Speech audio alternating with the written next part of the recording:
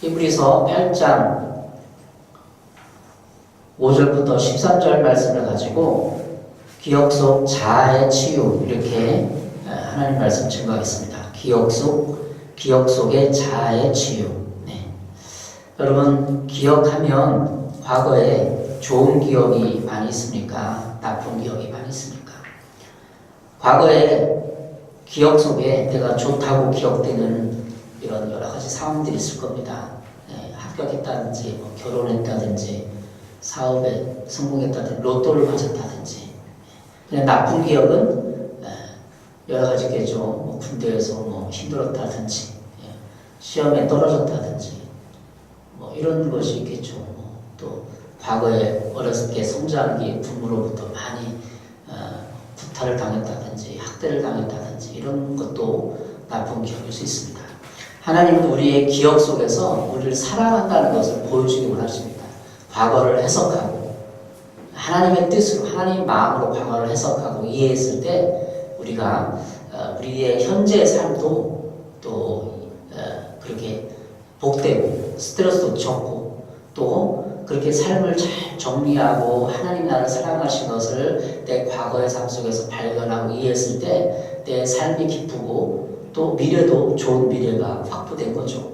그런데 과거의 기억 속에 나쁜 기억만 있고 또 해석을 제대로 못하고 늘 원망하고 부모님 원망하고 환경을 원망하고 또 아내를 원망하고 누구를 원망하면은 지금 현재 내가 답답하고 마음도 힘들고 미움도 생기고 미래가 보장되지 않는 거예요.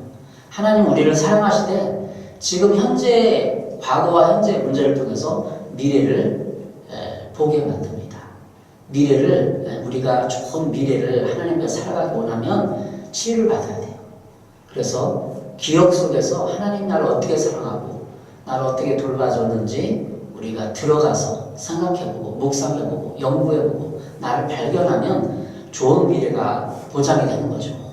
아무리 기도 많이 하고 국가와 민족을 위해서 기도하고 기도 10시간 하면 뭐합니까? 내가 내 내면의 상처와 죄들이 덮여있고 뭉쳐있는데 어떻게 좋은 미래가 기도 많이 한다고 되는 게 아니에요. 그것은 내 자신을 이해하고 하나님 앞에서 내 자신을 뒤돌아보고 회개하고 반성하고 내 자신을 싹싹싹 분석해가지고 내가 나를 이해했을 때 인간관계도 좋아지고 물질도 풀리고 보장된 미래가 있는 거죠. 그런 의미에서 우리 기억 속에 치유라는 제목으로 말씀을 증거하겠습니다. 우리 과거는 현재로 드러납니다. 내가 과거에 이렇게 몇십 년 전에 20, 30년 살았기 때문에 현재의 모습이 있는 거죠. 또 현재를 어떻게 살아에 따라서 미래가 보이는 거죠. 그러니까 과거, 현재, 미래가 연속성상에 있는 거예요. 제가 유튜브 설교에서 때로는 이런저런 설교 들어보면 어떤 사람은 다락방이든지 이런 여러 가지 들어보면 그들이 많이 다 옳아요. 그런데 시간의 연속성상을 생각하지 않고 말씀을 연구하더라고요. 하나님은 시간 속에서 우리를 부르시고 시간 속에서 훈련하고 연단해서 미래로 보내기를 원하는 거예요. 그냥 딱 부르셨으면 5년 만에 탁 돼갖고 성령 치유대로 사라지지 않아요. 평생을 거쳐 우리가 치유를 받고 하나님께 살아가면서 몸부림치면서 복을 주는 것입니다.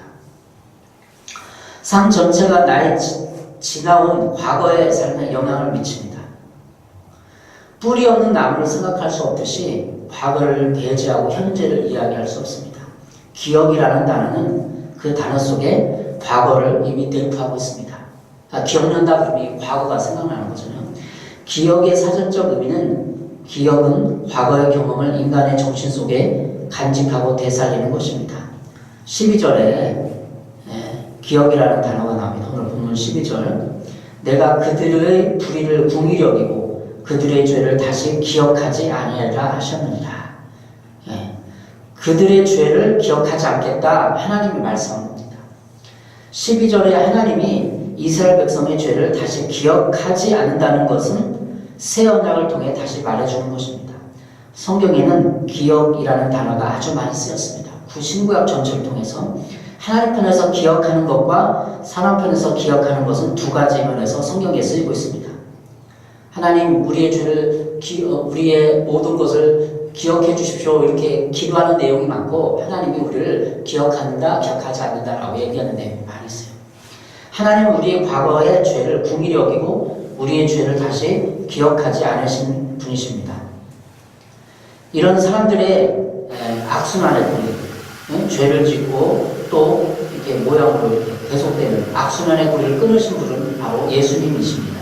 예수님은 우리의 죄 문제 때문에 오신 분이시고 우리의 이런 기억 속에 자아를 풀어주시기 위해서 오신 분입니다. 예수님이 이 땅에 오실 때는 대제사장이요 더 좋은 언약의 중보자로서 오셨습니다. 그래서 우리는 예수님의 사역과 삶을 통해서 우리의 과거와 직면할 수 있는 용기가 주어진 것입니다. 예수님은 우리의 대제사장으로서 우리를 하나님 앞에 죄 중죄자로 변호자로 세우신 것입니다.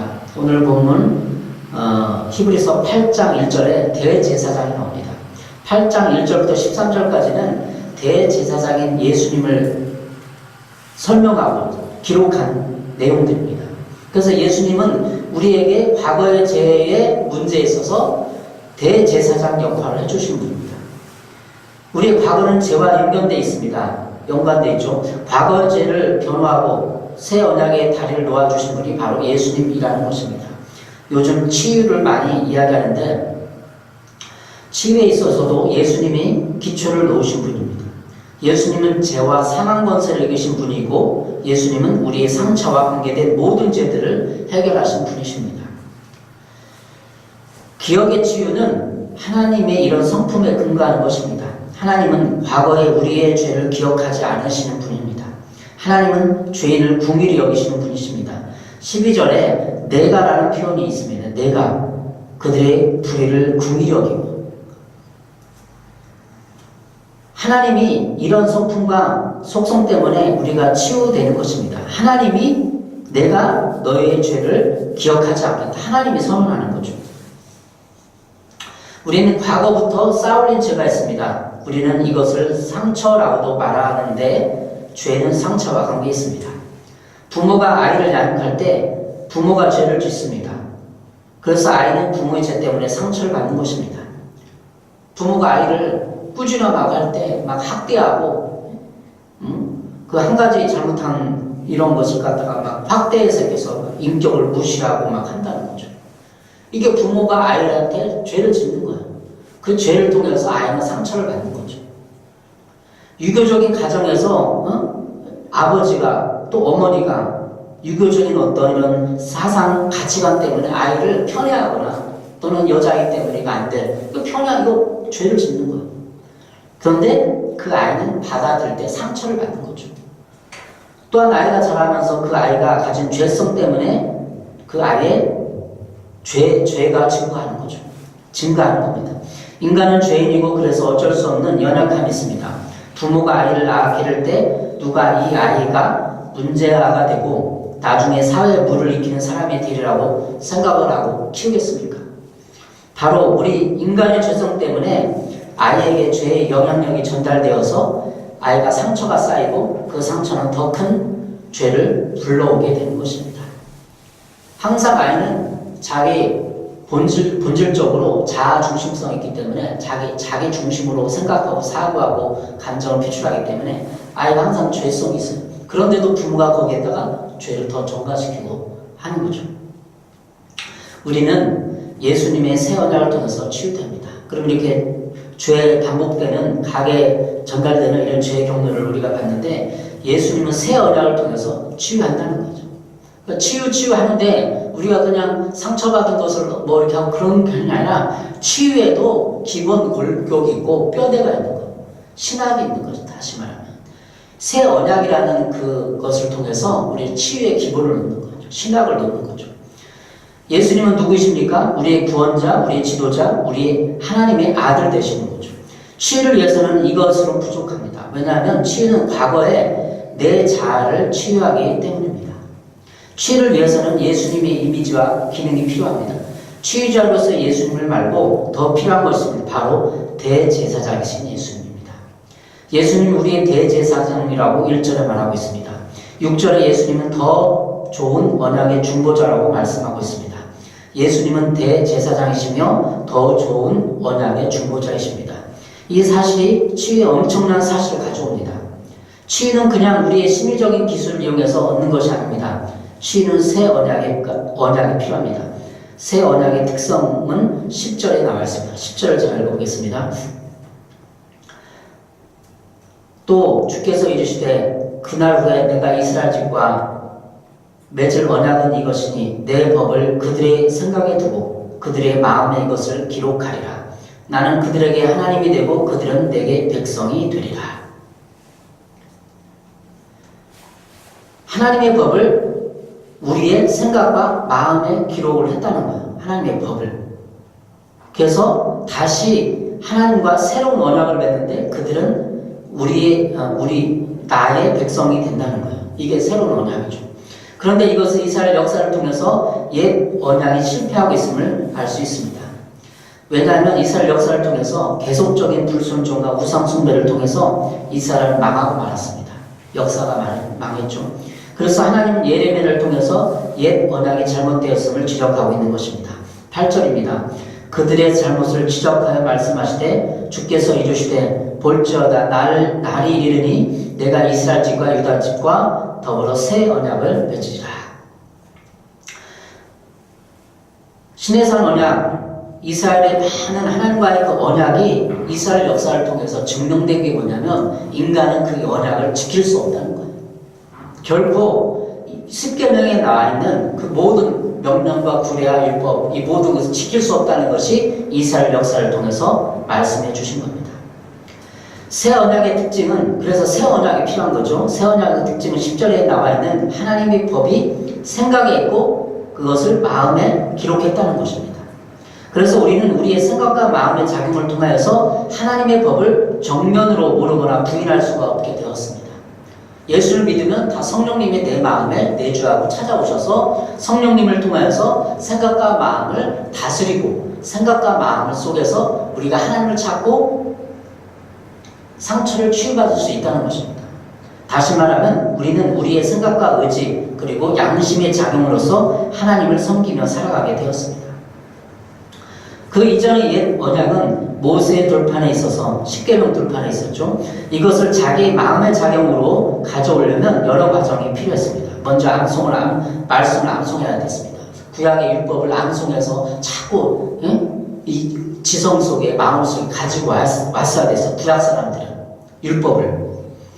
그래서 말씀을 암송하고 그 바리새인들이 계속 암송했잖아요. 다 성경을 그냥 집체로 그냥 신명기를 다 암송한 거. 바리새인 사두개인들이 생각하고 그 암송하면서 생각하고 마음에 담는 과정이 필요했어요. 왜냐하면 이것은 인간 본성에 어긋나는 것이기 때문에. 그렇죠. 이것은 인간 본성이 아니었어요. 그런데 새 언약은 하나님의 법이 우리의 생각과 마음에 있는 거예요. 그냥 아는 거예요. 성령님이 내 마음에 들어오면 이것이 내 분별력만 좀 생기고 잡생각만 떠오르고 좀 이렇게 성령께 좀 묻고 말하고 시작하면 그냥 알아지는 거예요. 이 법이 옳지 않은 건지.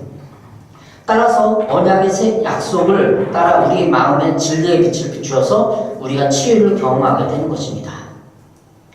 그러면 기억 속에 성령님의 역할은 뭡니까? 우리 마음 속에, 우리의 기억 속에, 우리 과거 속에 찾아오신 분은 바로 성령 하나님이십니다. 요한복음 14장 26절 보혜사 곧 아버지께서 내 이름으로 보내실 성령 그가 너에게 모든 것을 가르치고 내가 너에게 말한 모든 것을 생각나게 하리라.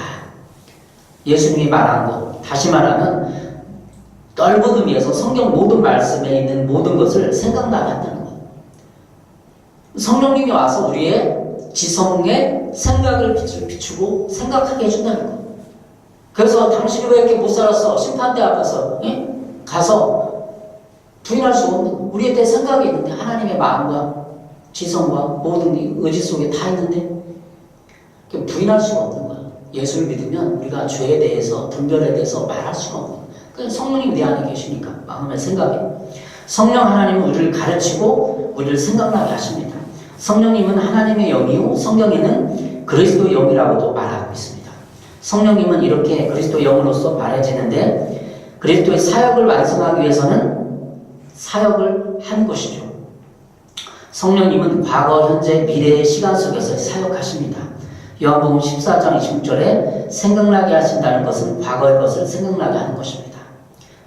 우리의 과거의 상처를 치유받기 위해서는 어렸을 때 그 모든 것을 생각나게 해주는 거예요. 요한복음 16장 13절에 그러나 진리의 성령이 오시면 그가 너희를 모든 진리 가운데 인도하시니 그가 스스로 말하지 않고 오직 들은 것을 말하며 장래일을 너에게 알려주리라. 성령님은 장래일까지도 알려줘요. 요한복음 16장 13절에 장래일을 너에게 알려주리라. 과거, 현재, 미래를 성령님의 조명 안에서 미래까지 볼 수 있어요. 성령님은 과거, 현재, 미래 우리를 진리 가운데 인도하시고 장래일을 알려주십니다. 성령님은 언제 어느 곳에나 계시는 분입니다. 우리가 매 순간 그분의 임재를 느끼지 못할 때에도 그분은 우리와 함께 계십니다. 우리의 생명이 시작되는 순간에도 태어난 지 얼마 안 된 유아기에도 그리고 어린 시절과 10대의 성장 과정에도 그분은 늘 우리와 함께 하셨습니다. 그분은 늘 우리와 함께하여 우리를 지켜보고 계셨습니다. 호세아 11장 1절에 이스라엘이 어렸을 때 내가 사랑하여 그 내 아들을 애굽에서 불러냈거든. 이스라엘이 어렸을 때 이게 우리 은유적 표현인데 하나님이 이스라엘 백성들을 공동체를 어린아이에 비유해서 설명해주고 어린아이처럼 인도해주시고 양육했어요. 우리 한 사람 한 사람도 그냥 지금 나를 사랑하고 하나님 나를 양육하고 인도하고 돌본다는 것 보니 어렸을 때부터 하나님 나를 사랑하고 인도했다는 거예요. 어렸을 때라고 세워서 11장 1절에 나옵니다.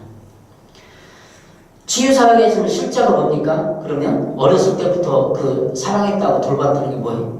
제가 치유사역을 하면서 연구하고 어느 날 깨달은 것은 제가 중학교 2학년 때 예수님을 만나고 신앙생활을 하게 됐습니다. 저는 그때까지 삶이 무의미했어요. 제가 마치 중학교 때부터 인생을 살기 시작한 느낌을 받았어요. 그런데 성경을 연구하며 하나님의 사랑과 은혜는 내가 어머니 뱃속에 있을 때부터 택함받고 나를 위한 계획을 세우신 것을 알 수 있었습니다. 그래서 과거 성장기와 유아기가 저의 그 성장기가 보여지고 해석되고 깨달아지기 시작했습니다. 저는 부모님이 7살 때 돌아가셨어요. 근 2년 가까이 부모님이 돌아가시고 형제들은 다 뿔뿔이 흩어졌고 큰아버지 댁에서 2년 넘게 지냈어요. 그때 거기서 적응하지 못하고 사랑받지 못하고 생긴 상처들이 많았습니다. 그런데 이것이 주님을 만나고 해석되고 이해가 되었어요. 치유사역안에서 영한 사역자가 그 시기를 너무 마음 아파하지 말아라. 그 시기에 하나님은 당신을 모세처럼 구별하여 새로운 환경에 두셨고 거기서 하나님의 일을 계획하고 섭리하신 것이다 라는 성령의 조명을 받아줬어요. 그래서 제 마음이 풀어진 거예요. 영한 사역자가 받아준 거죠. 그래서 7살부터 9살까지 기간의 그 힘들고 고통의 시간들을 이해하고 해석하게 되었어요. 왜냐면 큰 집에 있는데 저는 거의 적응하지 못하고 큰어머니가 저 아래물에 주무시면 저 위에서 혼자 잤거든요. 사랑받지도 못하고 진정처럼 내팽겨졌고 관심도 없고 돈도 없고 누가 씻겨주도 않고 시골에서 씻겨주다니까 얼굴에 막 때가 드륵드륵 떠가지고 막 머리에는 막 이렇게 막 거지처럼 사는 거야. 내 느끼네. 근데 그 기억을 기억하기도 싫고 너무나 처절한 아픔과 고통이 있는 거예요. 그런데 영한 사역자가 이렇게 해석을 해주고 그 2년간의 기억 속을 내가 좋게 해석하게 됐어요. 긍정적으로. 그 시간에 예수님이 나를 따라다니면서 함께 하신 것을 떠올려 봤어요. 예수님이 초등학교 입학 시절에도 고통이 있어요. 제 초등학교 입학 때 가족들이 없으니까 큰어머니가 이렇게 데리고 가갖고 거기서 갔는데 큰어머니가 입학식 한다고 초등학교 입학식 때 갔는데 이제 뭐 주위에 둘러보고 있는데 없어진 거예요. 근데 그 아이의 마음이 7살, 8살 입학하는 종만이의 마음이 얼마나 불안하고 두렵고 공포였겠어요. 막 안절부절 하는 거죠. 보호자가 없어졌으니까. 근데 그때의 두려움과 불안과 공포를 풀어내요, 주님한테. 내가 이렇게 어렸을 때 불안하고 두려웠습니다. 공포였습니다. 어디 갔습니까? 그때 예수님의 이던 음성을 듣고 내가 그 옆에 있었다. 그런 걸 듣는 거죠. 성령님과 깊이 들어가서 내 과거에 들어가서 기억 속에 들어가서 하나님이 나를 사랑을 깨닫고 예수님이 그 입학시대 옆에 있는 걸 봤어요. 기도하면서 깊은 기억 속에서. 그리고 나를 안아주고 동행하는 것을 봤다니까요. 기억주는 이게 그냥 이론이 아니라 실제로 내 과거에 들어가서 하나님이 나를 또 인도하고 예수님이 통해서 나를 인도하고 함께 있는 것을 보는 거예요. 그 마음이 풀어지는 거죠. 예수전도단에서 나온 책이 있는데 기억 속의 성자라는 책 속에서 이렇게 기록하고 있습니다. 진리의 빛 아래에서 우리는 어쩔 수 없이 이런 질문을 하게 된다. 하나님이 정말 나와 함께 하셨다면 왜 이런 나쁜 일들이 내게 일어난단 말인가요? 어쩌면 너무도 당연한 질문이다. 그 질문에 간단히 말하자면 인간의 자유의지 때문이다. 하나님은 사람을 창조하실 때 자유의지를 주셨으며 지금도 그것을 허용하신다. 자유의지는 동물과 구별되는 우리가 하나님의 형상을 따라 창조되었음을 보여주는 증거다. 부모나 주변 사람들 또는 우리에게 영향을 있는 사람들의 선택은 우리 삶에 있어서 일어나는 사건들의 원인이 될 수 있다. 죄가 있는 곳에 피해자가 있기 마련이다. 하나님은 이런 사실을 잘 아시기에 대비책도 마련해 놓으셨다. 그렇죠. 과거의 부모들이 우리를 잘 돌봐주지 못하고 삶에 찌든 형편 때문에 가난 때문에 우리는 이렇게 제껴졌어요. 그럼 우리는 상처를 받는 거예요. 부모들의 무관심과 속에서. 부모님도 죄인이니까. 히브리서 12장 9절 10절에 또 우리 육신의 아버지가 우리를 징계하려도 공경하거늘 하물며 모든 영의 아버지께서 더욱 복종하며 살려 하지 않겠느냐. 표준서변에 이렇게 기록하고 있습니다. 히브리서 12장 10절 육신의 부모는 잠시 동안 자기의 생각대로 우리를 훈련하였지만 영들의 아버지께서는 우리를 당신의 거룩하심에 참여하게 하시려고 우리에게 유익이 되도록 훈련하십니다. 육신의 아버지는 하나님의 말씀이 아닌 자기 사고방식대로 자녀를 훈련한다는 것이 문제입니다. 여기서 메시지는 내 아버지는 자기 생각과 자기 방법대로 너를 훈련시켰지만 이제 내가 너를 돌보겠다는 뜻입니다. 개혁 성경에 우리를 징계하여서도 공경하거늘 하물며 모든 영의 아버지께서 더욱 복종하여 살려하지 않겠느냐라고 기록했죠. 어감이 분명하지 않는 거죠. 우리를 징계했어도. 그러나 표준세변에게 이 번역에 보면 우리를 훈련하였다. 기록하고 번역하고 있는 거죠. 이 세상 아버지가 우리를 징계해요. 내가 잘못했을 때 꾸준함하고 징계했는데 이것은 표준세번역에는 훈련이라고 기록을 하고 있는 거예요. 훈련. 그러면 치유는 곧 용서인데 하나님 아버지가 나를 훈련하고 돌보기 위해서 이 세상 아버지랑 틀리게 육신 아버지랑 틀리게 우리를 받아주고 훈련하기 위해서 우리를 훈계하고 이 모든 것을 받아들이는 거죠. 그 마음이 풀어지는 거죠. 치유는 곧 용서입니다.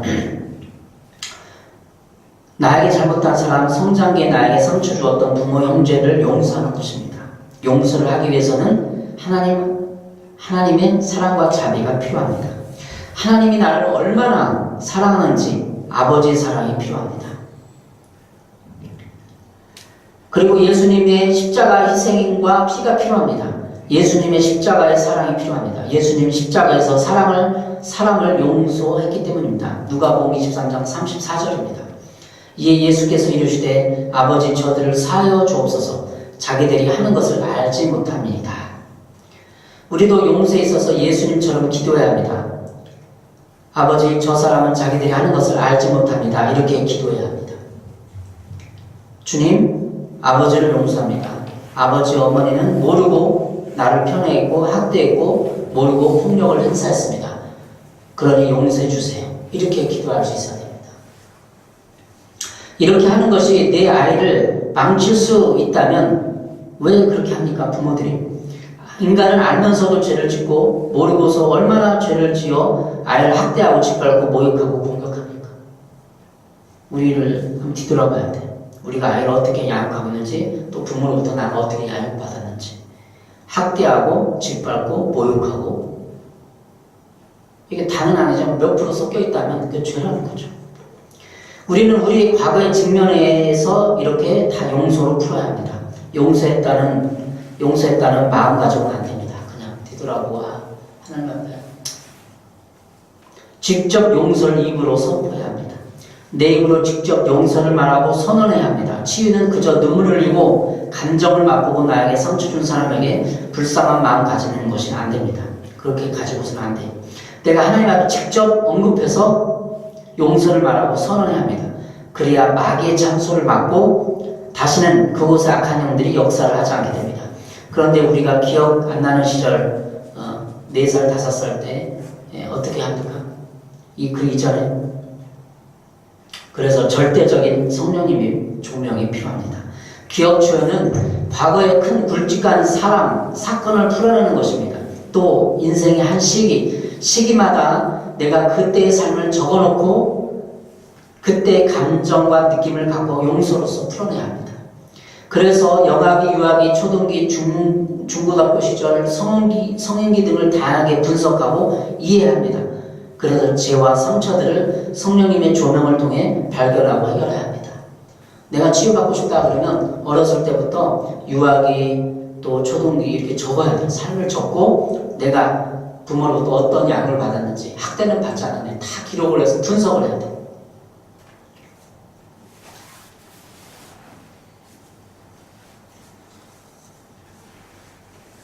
제가 그렇게 분석을 하고 초등학교 입학 시절에 또 예수님이 그 공포의 그 순간에 나타나가지고 나를 어루만지고 있는 것을 봤잖아요. 그냥 그게 쉽게 되는 게 아니에요. 성령님의 조명과 성령 인도하심을 따라가서 내 과거를 봐야 되는 거죠. 그래 이해가 되고 내 응어진 마음들이 해소가 되고 풀어지는 거예요. 기억의 치유는 이렇게 삼위 하나님의 절대적인 도움이 필요합니다. 성령님은 무의식과 잠재의식의 부분까지 들어가야 합니다. 성령님은 충분히 우리의 잠재의식을 보게 하며 일깨우고 조명하십니다. 내 기억에는 나를 합리화하고 나를 감추고 방어하고 싶은 심리적인 욕구들이 있습니다. 나는 나를 지키기 위한 몸부림을 내려놓고 성령님의 인도하심에 맡겨야 합니다. 우리는 새 언약에서 우리의 마음과 생각을 하나님께 내어드렸습니다. 예수 믿는 모든 사람들은 새 언약 안에서 우리의 생각과 마음을 하나님의 법에 굴복시켜야 합니다. 우리는 이제 우리의 삶을 핑계댈 수 없습니다. 하나님 앞에 핑계댈 수 없습니다. 하나님의 치유는 우리 마음의 의지에 달려있기 때문입니다. 의지를 드리면 내가 치유가 되는 거예요. 이 땅의 모든 사람들, 예수 믿는 사람들, 특별히 예수 믿는 사람들 중에 내가 과거에 상처가 엄청나게 많다. 어떤 피해를 입었다. 내가 의지를 안 들게 치유를 못 받는 거예요. 의지를 드리면 성령님이 내 앞에서 분별을 하게 하고 과거 속에 들어가고 인정하게 만들고 알려주고 하는 겁니다. 하나님의 법이 나를 깨우고 하나님의 양심과 영을 깨우게 됩니다. 어떤 경우도 핑계댈 수 없습니다. 의사가 목사가 못해서 실력이 없어서가 아닙니다. 정신과 의사가 실력이 없어서 못 고치겠어요. 사람들은 안 하니까 의지를 안 들이니까 목사가 우울증 환자 수많은 그 정신병적인 환자들을 왜 못 고치겠어요? 본인이 의지를 들여야 되는 거죠. 아직 자기 자신이 의지가 하나님의 법을 잡고 있지 않은 거예요. 그 마음의 비밀이 딱 넣어놨는데 그 마음의 법을 잡지 않는 거예요. 히브리서 10장 22절에 이렇게 말하고 있습니다. 우리가 마음의 뿌리를 받아 악한 양심으로 벗어나 몸은 말름으로 씻음을 받았으니 참 마음과 온전한 믿음으로 하나님께 나아가자. 우리는 악한 양심을 가지고 있습니다. 사람은 다 자기를 보호하고 방어기제로 방어하기 위해서 악한 그 생각과 마음, 양심을 가지고 있어요. 핑계대는 거, 피해의식.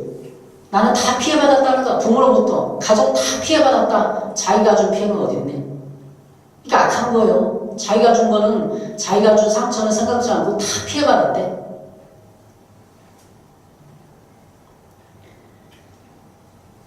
그래서 현대인의 정신병은 악한 양심을 바탕으로 합니다.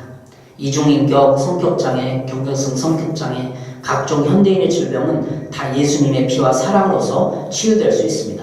마음의 뿌림을 받는, 예수님의 피를 뿌려야 돼요. 그런 악한 양심에, 생각과 마음에.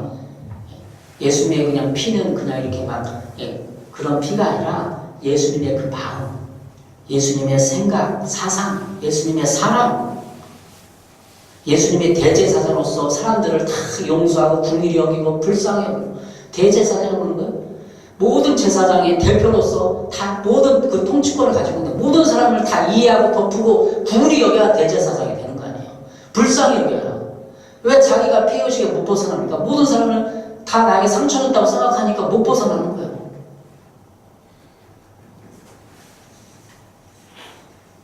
그래서 예수님의 대제사장 즉 직능이 모든 사람의 죄를 다 덮는 거, 다 이해하고 다 용서하는 거. 그렇기 때문에 치유에서 대제사장이 예수님이 필요하다는 거예요. 그것을 정신을 그 마음을 성령의 그 기능으로서 모든 것을 내 마음에 가져와서 받아야만 내가 용서할 수 있는 거죠. 히브리서 9장 14절입니다. 하물며 영원하신 성령으로 말미암아 흠없는 자기를 하나님께 드린 그리스도의 피가 어찌 너희 양심을 죽은 행실에서 깨끗하게 하고 살아계신 하나님을 섬기게 하지 못하겠느냐. 하물며 영원하신 성령으로 말미암아 성령이 작용해야 우리 양심에 악한 양심, 죽은 양심, 깨끗하지 못하고 내가 나를 보호하고 방어하고 모든 사람들의 핑계를 내리고 책임 전가하고 그 모든 것이 죽은 행실에서 깨끗하게 양심의 작용을 통해서 살아날 수 있게 되는 것입니다. 기억의 치유 사역은 자기 자신을 다 분석하고 남을 돌봐주는 것입니다. 자기 자신을 못 보는 사람은 남을 돌봐줄 수 없어요. 자기 자신을 분석하십시오. 자기의 죄성을 분석하고 자기를 분석해본 사람만이 남을 알 수 있게 되는 것입니다. 우리가 하는 예언사역도 자기 자신을 다 이해하고 용서로서 치유를 경험한 사람들이 하나님의 음성에 민감할 뿐더러 다른 사람을 상담해 주거나 이해할 때 인간의 이런 무의식적 사고를 이해해야만 마귀의 함정을 분별하고 대적할 수 있습니다. 마음에 뭉어진 것, 상처진 것, 과거에 쌓았던 이 모든 것을 어떻게 해결할 수 있습니까? 예수님의 그 사랑으로서 우리의 기억에 들어가서 다 예수님의 피를 뿌려서 거기서 예수님의 사랑과 용서의 마음, 긍휼의 마음을 가져와야 돼요. 나에게 피해준 사람이 진짜 불쌍해 보입니까? 긍휼로 보입니까? 안 보여. 나에게 피해준 사람은, 나에게 상처를 준 사람, 나를 죄를 행하는 사람은 막 부득부득 갈고 원망하고 미워하는 거죠. 치유에 관한 많은 어떤 상담 사례를 읽고 또 듣고 하면은 이런 게 많아. 나에게 성폭력을 행했던 사람을 내가 어떻게 용서할 수 있어요? 주위의 주변의 지인들, 친인척들을 나에게 폭력을 행사하고 과거에 어려서 성장기 아버지가 나를 술만 먹으면 두드러 패고 폭력을 행사했던 사람 어떻게 이해할 수 있고 용서할 수 있어요? 못하잖아요. 성령님의 작용으로 예수님의 그 대사장적인 긍휼하심으로 들어가야 되는 거죠. 여러분, 여러분의 기억을 하나님께 내어드리십시오. 하나님의 과거에도 현재에도 또 치유되면 미래의 여러분을 위한 놀라운 계획을 가지고 계십니다. 과거의 상처의 기억에서 벗어나십시오. 우리 교회가 돕겠습니다. 상처가 치유되지 않으면 무의식의 상처가 여러분의 인생을 이끌 것입니다. 상처를 뒤돌아보지 않고 치유되지 않고 그냥 보통 살아가고 난 보통 삶을 살아갈 거야 그러면 열등감과 교만 그리고 분노와 욕심이 또한 이중적인 삶의 태도와 속임과 기만이 여러분을 이끌어서 어두운 곳으로 끌고 갈 것입니다. 사람들은 자기의 죄성을 다 속이고 괜찮은 사람처럼 척을 하는 거야. 난 괜찮아. 헌금도 하고 11조도 하고 꽤 교양도 있고 이 정도면 부도 있고 충성충중 돼. 근데 내면은 썩으로 들어갔어요. 부모의 그 죄 때문에. 답습되는 죄 때문에. 미워하고 중하고 분열하고 폭력을 행사하고 가정에서도 아내가 서로 폭력을 행사하고 언어폭력 짓밟고 누르고 다 사람 그렇게 다 근데 척을 하는 건 나는 괜찮다고 행복하다고 다 그렇게 살고 있어요. 인간은 예수님이 인간의 내면을 어떻게 얘기하는데 썩은 시체가 가득하다고 그러잖아요. 발생죠. 그러면서 모르는 거죠. 현대 교회 지금 우리가 봐야 할 가장 위기인데 이것을 알게 되면 과거의 상처로부터 성령님의 이해와 조명을 통해서 내 자신을 발견하고 용서하고 그걸 못했기 때문에 다 가장하고 척하면서 그렇기 때문에 썩은 가정 때문에 그 자녀들이 양육해서 사회 무리를 끼고 그런 것 아닙니까? 바로 하나님의 뜻도 모르고 방하고 있는 것입니다. 기억 속에서 하나님 만나십시오. 조용히 임재 가운데 들어가고 찬양 가운데 들어가서 성령님을 의지하고 성령님 나의 기억 속에서 역사해 주십시오 하면은 떠올라요. 생각 속에, 기억 속에. 그러면 그 마음, 감정까지도 떠올라요. 각 감정을 맛보면서 내가 주님 앞에 그 사람을 용서합니다. 에? 부모를 용서합니다. 아버지를 용서합니다. 나를 학대했고 나에게 했던 그 부모를 용서합니다. 그 부모는 유교적인 생각 때문에 나를 편애했고 이 모든 것을 입으로 시인하고 고백하시기 바랍니다. 거기서 헤어나오시기 바랍니다. 다 용서하십시오. 아내도 용서하고 남편도 용서하고 우리 주 있는 사람을 다 용서하고 선포하십시오. 그래 마귀의 영향이 줄어드는 거예요. 그래서 기억 속에서 우리가 하나님의 놀라운 사랑으로 예수님의 그 대사장적인 군림하심으로 성령님의 과거, 현재를, 미래를 넘나드는 그런 돌보심으로 여러분도 변화되기를 바랍니다. 우리의 지금 현재의 상황의 이 삶의 감정, 삶의 환경들은 다 과거의 것이고 내가 과거에 살았기 때문에 심어놨기 때문에 말로 심은 것 때문에 다 지금 이렇게 살고 있는 거예요. 지금 과거를 되돌아보고 정리하시고 회개하시고 변화되셔서 약속된 미래를 받아내시기 바랍니다. 기도하겠습니다. 사랑해 주님, 우리가 악한 양심 때문에 나만 피해자고 나만 이렇게 세상에서 못 받았다고 아우성치고 있습니다. 저들을 용서하시고 주님의 보혈로 덮으시며 이제부터 기억 속에 예수님이 등장하여 저들을 위로하시고 만져주시고 늘 함께하는 것을 보여주시고 또 인도하여 주시옵소서. 예수님의 이름으로 기도했습니다. 아멘.